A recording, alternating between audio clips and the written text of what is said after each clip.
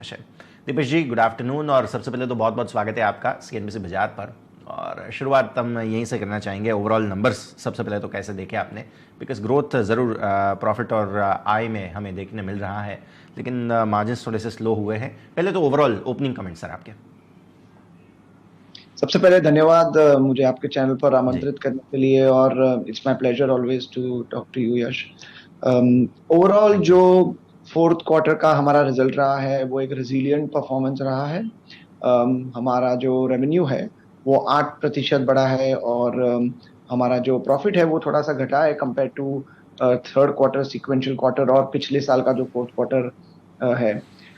ये इसका reason main ये है कि जो इनपुट कॉस्ट है वो इस क्वार्टर में काफी हाई रही है। हमने पूरे साल में 3 प्राइस इंक्रीजेस भी लिए थे, बट फोर्थ क्वार्टर में उससे का सबसे ज्यादा हमें इम्पैक्ट आया है। और ओवरऑल अगर आप हमारा प्रदर्शन देखें, कंपनी का परफॉर्मेंस, क्योंकि हम Jan to December year end रखते हैं, वो हमारा प्रदर्शन काफी अच्छा रहा है। हमारा रेवेन्यू 14% बढ़ा है, और हमारा प्रॉफिट बिफोर टैक्स 6% बढ़ा है। और इस परफॉर्मेंस को देखते हुए हमारे बोर्ड ऑफ डायरेक्टर्स ने ₹3.5 का पर शेयर इक्विटी डिविडेंड भी डिक्लेयर किया है, जो शेयर होल्डर मीटिंग में अप्रूव होगा। तो टोटल डिविडेंड जो है वो इस साल में पूरा ऑलमोस्ट 18% बढ़ा है। आगे अगर देखें तो हम हमारे जैसे हमने पहले भी बात की है, हमारे जो इनिशिएटिव्स हैं वो हम चालू रखेंगे। हमारी जो कंपनी की स्ट्रैटेजी है उस पर हम काम करते रहेंगे।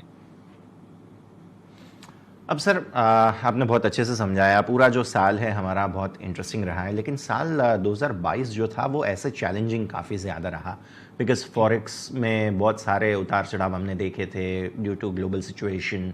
एक्सपोर्ट अगर देख लीजिए या मैन्युफैक्चरिंग के लिए भी जो मार्जिन्स है उसमें थिन लाइन आने का रीज़न एक ये भी था कि इन्फ्लेशन बहुत ज़्यादा थी। तो मतलब एज ए पूरा कैलेंडर ईयर के हिसाब से आपका जो फाइनेंशियल ईयर है उसके हिसाब से बात करें, साल 2022 चैलेंजिंग ज़रूर था, लेकिन 2023 जो है वो उतना ही अच्छा ग्रोथ लाने की उम्मीदों के साथ आया है। तो इन्फ्लेशन अब यहाँ से कैसा आप देख रहे हैं, फॉरेक्स का सिचुएशन कैसा है, साल 2022 में कैसा था और अब 2023, ये दोनों के पर्सपेक्टिव से बात करें सर। जरूर। तो 2022 में सबसे पहले हमने जो इनपुट कॉस्ट जो बढ़ी है और काफी जी सिग्निफिकेंट इंक्रीज हुआ है, उसमें हमने मार्केट में प्राइसिंग एक्शंस लिए हैं उनको उसको रिस्पॉन्ड करने के लिए। और हमने एक स्ट्रेटेजिक व्यू लिया है प्राइसिंग जी एक्शंस के, और हम नए नए प्रोडक्ट्स भी लॉन्च करते आए हैं पूरे साल में।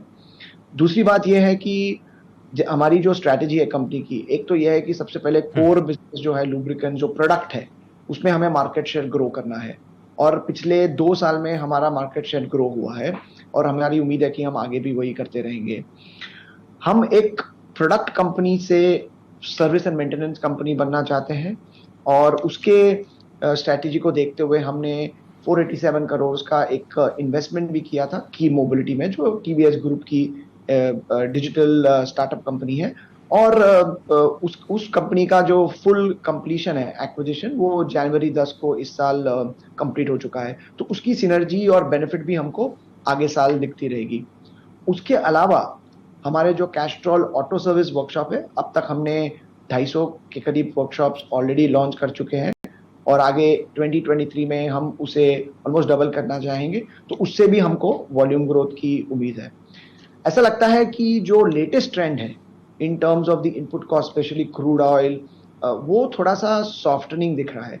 तो उससे डेफिनेटली हमें बेनिफिट होगी। और जैसे कि हमने बनाया, हमेशा हम स्ट्रेटेजिक प्राइसिंग लेते हैं, तो इसका आगे का आउटलुक देखते हुए हमने फोर्थ क्वार्टर में नवंबर में प्राइस रिडक्शंस भी लिए हैं थोड़े प्रोडक्ट्स में। तो उससे भी हमें बेनिफिट मिलेगा in terms of the volume growth.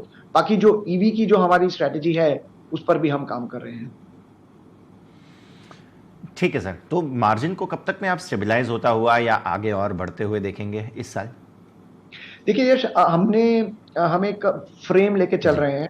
रफली 23% का मार्जिन हमारा इंटेंशन है। उसमें ड्यूरिंग द क्वार्टर कभी वो थोड़ा सा परसेंटेज ऊपर या नीचे होता है, बट हम उस रेंज को लेके चलते हैं। उसका रीजन ये है कि सिर्फ ऑपरेटिंग मार्जिन ग्रोथ ही नहीं हमारा टारगेट है। हम चाहते हैं कि अगर वॉल्यूम ग्रोथ के लिए थोड़ा सा मार्जिन भी अगर कॉम्प्रोमाइज करना हो, तो उसलिए हम वो फ्लेक्सिबिलिटी रखते हैं। तो मेरा ऐसा मानना है कि वो जो बैंड है 23% प्लस माइनस 1 और 2%, उस बैंड में हम ऑपरेट करेंगे, जिससे हमें हमारी स्ट्रेटेजी को एक शेप और एग्जीक्यूशन देने की अपॉर्चुनिटी मिलती है। अगर थोड़ी एडवर्टीजमेंट कॉस्ट हमको उसलिए बढ़ानी भी पड़े, तो उसके लिए हमको वो एक हेडरूम मिल जाता है। तो to summarise, around 23% is the EBITDA margin that we are looking for even in the next year. हम उस पे हम कॉम्प्रोमाइज नहीं करना चाहेंगे। ठीक है सर। अब आते हैं, आप जो ट्रांसफॉर्मेशन की दिशा में आगे बढ़ रहे हैं, तो और ऑब्वियस सी बात है सर कि ये ओवरनाइट नहीं होता है। इसके लिए आपने पहले बहुत सारे एफर्ट्स जो है वो ऑलरेडी कर दिए हैं, जैसे आपने बताया सर्विस और उसके अलावा जो बाकी सारी चीज़ें हैं उसमें और आगे प्रेजेंस बढ़ाने के लिए एक दिशा में आप आगे बढ़ रहे हैं। उसका थोड़ा सा रोड मैप अब समझाइए हमें, कैसे आप आगे बढ़ रहे हैं, कैसे टाई अप आपने पहले किए थे वो सारी तो पब्लिक प्लेटफॉर्म में है, लेकिन आने वाले वक्त में और कोई नई स्ट्रेटजी वगैरह हो, किसी स्ट्रेटजी पार्टनरशिप आप करने वाले हो, तो उसके बारे में बताइए सर। जरूर।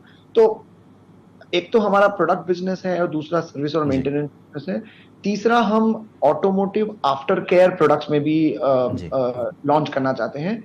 ये जो प्रोडक्ट्स है ये बेसिकली जैसे कार वॉशर्स होते हैं, या फिर कार शैम्पू होते हैं, या चेन लूब्स होते हैं, ये हम कैस्ट्रॉल ब्रांड में के अंडर अम्ब्रेला में हम ये लॉन्च करेंगे। तो ये एक नया फील्ड होगा, ऑल्दो ये प्रोडक्ट है बट ये एक एडजेसेंसी है। दूसरा, besides the Castrol auto service workshop जो सिर्फ कार के लिए है, हमारे करीब ऑलरेडी 5000 बाइक पॉइंट्स हैं, और जियो बीपी के जो फ्यूल रिटेल स्टेशन हैं उस पर भी हमारे एक्सप्रेस ऑयल चेंज आउटलेट्स हैं। तो जैसे जियो बीपी का रैंप अप होगा, वैसे हमारे वर्कशॉप्स वहां पर रैंप अप होंगे। और तीसरा जो मोस्ट इंपॉर्टेंट है, कैसे हम कंपनी को ईवी रेडी करें, उसमें हम ईवी के लिए स्पेसिफिकली आफ्टर मार्केट में एक नया प्रोडक्ट लॉन्च कर रहे हैं जिसका नाम है कैस्ट्रॉल ऑन, और ये आफ्टर मार्केट में रहेगा। और इसमें जैसे ट्रांसमिशन फ्लूइड्स है, ग्रीजेस है, या फिर कूलेंट्स है, उस तरीके के ईवी फ्लूइड्स रहेंगे।